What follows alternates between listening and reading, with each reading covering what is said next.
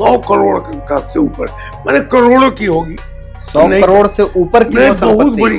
लोग कहते हैं बक्सर में, कहते हैं आरा बलिया में, लोग कहते हैं गोरखपुर में, और वहाँ के लोग अपने सहयोग से चलवा रहे हैं। हमने कुछ नहीं किया।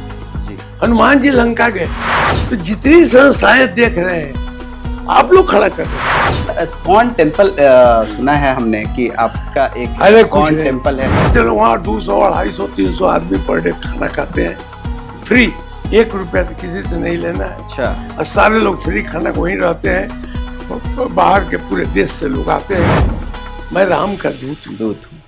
इस कार्यक्रम के ग्राफिक्स पार्टनर हैं ग्राफिको, बेहतरीन डिजाइन और शानदार प्रिंट। ग्राफिको। आपने इतना बड़ा समाज का काम करने के लिए इतना बड़ा साम्राज्य खड़ा कर दिया। हमने कुछ नहीं किया जी। हनुमान जी लंका गए, लंका जाके उन्होंने लंका जलाया, सीता जी से भेंट हुई, पीट पाट किया, रावण को उठा पटक किया जी। लौट के आए। हनुमान जी जब आए तो राम जी ने पूछा, जी हनुमान जी लंका तुम गए थे, क्या क्या कैसे गए? कैसे गए थे? हनुमान जी ने कहा कि मैं गया ही नहीं। अच्छा। मैं नहीं गया लंका, घूम के आ गए, लेकिन कह रहे हैं नहीं, कहते जी नहीं, पूरे लंका में हनुमान जी ने एक बार नहीं कहा है कि मैं हनुमान हूं, राम दूत मैं मातु जानकी, मैं राम का दूत हूं।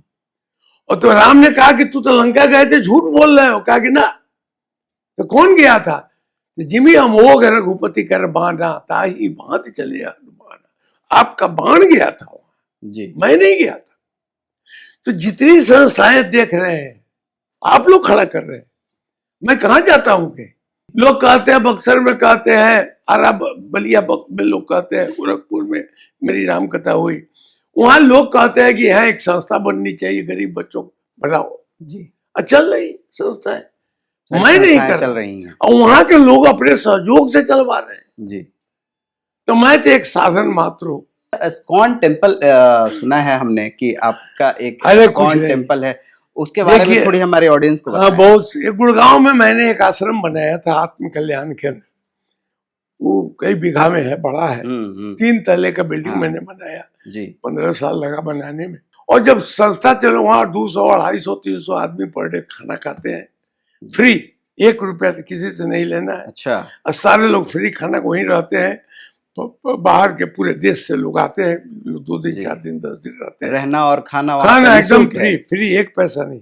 क्या बात। तो वहां लोग रहते हैं। तो आश्रम मैंने बनाया, तो हो गया, मैं कहीं सीमित दायरे में नहीं रह सकता हूँ जी। मुझे कहिएगा कि इस जगह बैठे रहिए, मैं नहीं बैठ सकता। तो फिर मेरे मन में हुआ कि तो हो गया, अब चलो गुड़गांव, सीतामढ़ी जी, सीतामढ़ी जाके 40 एकड़ जमीन मैंने खरीदी, और 40 एकड़ जमीन में +2 विद्यापीठ स्कूल बनाया, बीएड कॉलेज बनाया, पारा मेडिकल कॉलेज बनाया, हॉस्पिटल बनाया, तमाम चीज मैंने वहां बनाया, और भी वहां काम हो रहा है।